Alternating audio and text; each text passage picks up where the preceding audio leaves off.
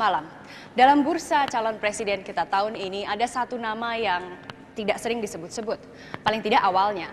Tapi perkembangan politik yang cair ternyata melahirkan perubahan-perubahan yang tidak terduga di panggung politik kita.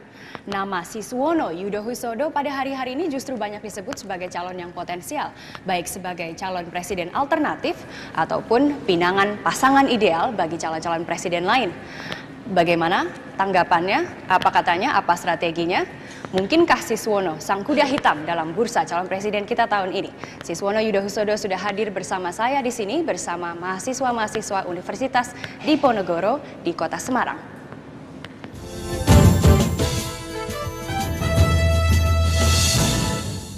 Nama Siswono Yudhohusodo sudah kita kenal sejak zaman Orde Baru ketika ia menjabat sebagai dua kali. Pertama sebagai Menteri Perumahan Rakyat dan kemudian Menteri Transmigrasi. Pak Siswono, dia juga menjadi salah satu pimpinan Golkar selama 15 tahun. Kini Siswono dikenal sebagai calon independen dengan aliran nasionalis. Apa visi dan misinya kalau ia nanti menang menjadi presiden kita? Tim Kupas Tuntas, Alan Maulana dan Niki Charles Lau sudah merangkum visi dan misinya dan berikut laporan mereka. Dalam usia 61 tahun, Siswono Yudhohusodo masih terampil bermain piano klasik. Tapi dalam berpolitik, ia jauh lebih terampil. Sampai kini masyarakat mengenalnya sebagai politisi beraliran nasionalis yang relatif bersih, sederhana, dan jujur.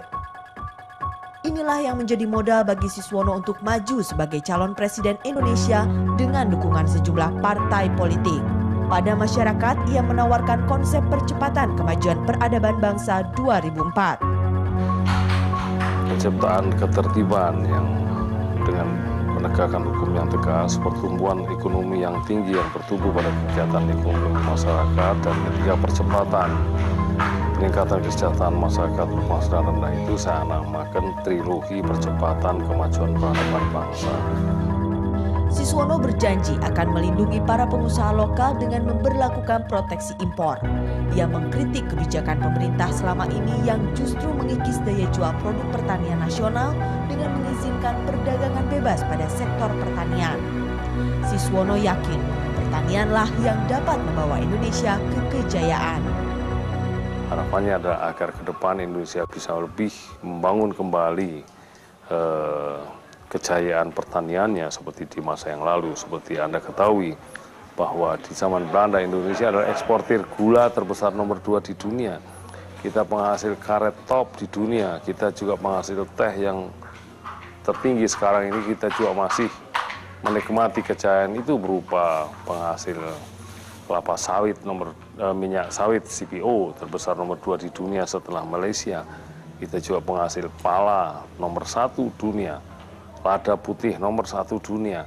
Potensi-potensi itu seharusnya lah diarahkan untuk lebih meningkatkan kesejahteraan masyarakat luas. Seperti calon presiden lain, Siswono juga tidak mengabaikan isu anti korupsi. Tapi Siswono beranggapan peraturan perundangan yang ada sudah cukup. Saya melihat bahwa pada tingkat pertama perlu menempatkan aparat-aparat hukum, terutama kejaksaan, kepolisian, juga kehakiman, dan hakim-hakim yang betul-betul dapat dipercaya untuk melaksanakan tugas ini. Karena tidak mungkin kita membersihkan ruangan yang kotor dengan sapu yang kotor. Siswono mulai terjun dalam dunia politik sejak masih kuliah. Siswono muda terdaftar sebagai anggota Gerakan Mahasiswa Nasional Indonesia GMNI, Komisariat Institut Teknologi Bandung ITB. Di perguruan tinggi ini, Siswono menyelesaikan pendidikannya di bidang teknik sipil. Tapi tahun-tahun berikutnya diisi Siswono dengan membangun karir sebagai pengusaha properti melalui grup